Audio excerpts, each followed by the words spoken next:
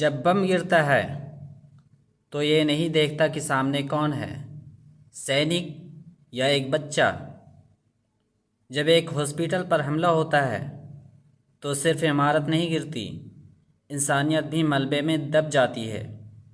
और जब ये सब बार बार होता है तो एक सवाल उठता है, क्या युद्ध के भी कोई नियम होते हैं, या फिर ताकत ही सबसे बड़ा कानून बन चुकी है। आज हम बात करेंगे कानून की, ताकत की और उस सच्चाई की जिसे अक्सर दिखाया नहीं जाता। दुनिया में युद्ध को भी रेगुलेट करने की कोशिश की गई है। इसके लिए बनाए गए जिनेवा कन्वेंशन। इन नियमों का मकसद था युद्ध को कम क्रूर बनाना। सिविलियंस को टारगेट नहीं किया जाएगा।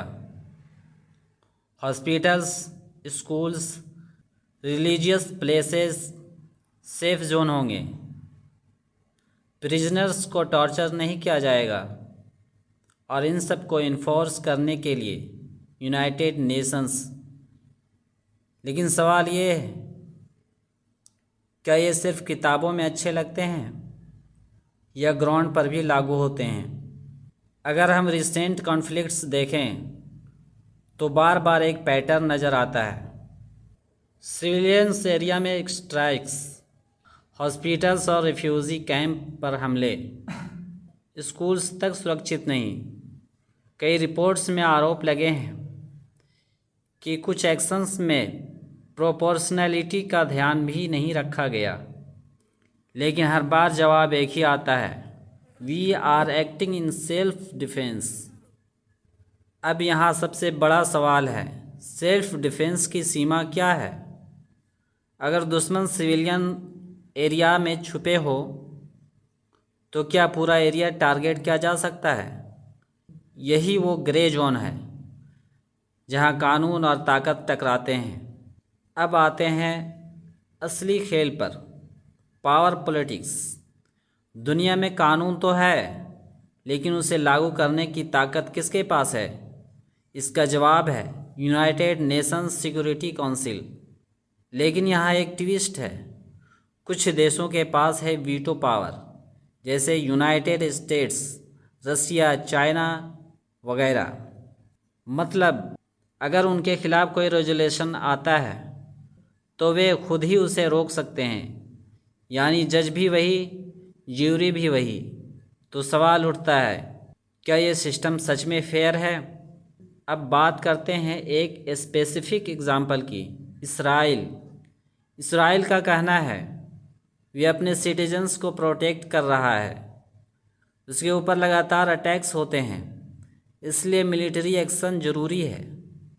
दूसरी तरफ क्रिटिक्स कहते हैं सिविलियन कैजुअलिटीज़ बहुत ज़्यादा हैं, इंफ्रास्ट्रक्चर हैविली डैमेज्ड है, ह्यूमैनिटेरियन पैदा हो रही है। सच क्या है?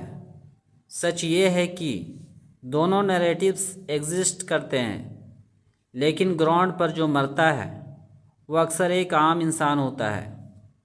यही वजह है कि दुनिया में एक परसेप्शन बनता है, अगर कोई छोटा देश यही करे तो उसे वार क्राइम कहा जाता है। लेकिन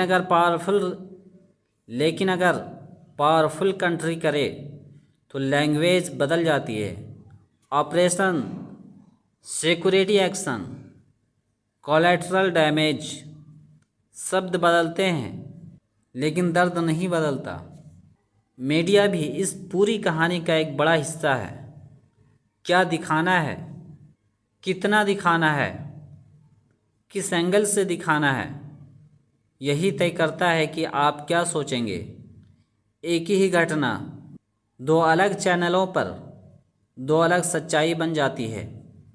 तो आखिर सच क्या है? क्या युद्ध के नियम सिर्फ कमज़ोर देशों के लिए है, या फिर ताकतवर देश भी इनके तहत आते हैं?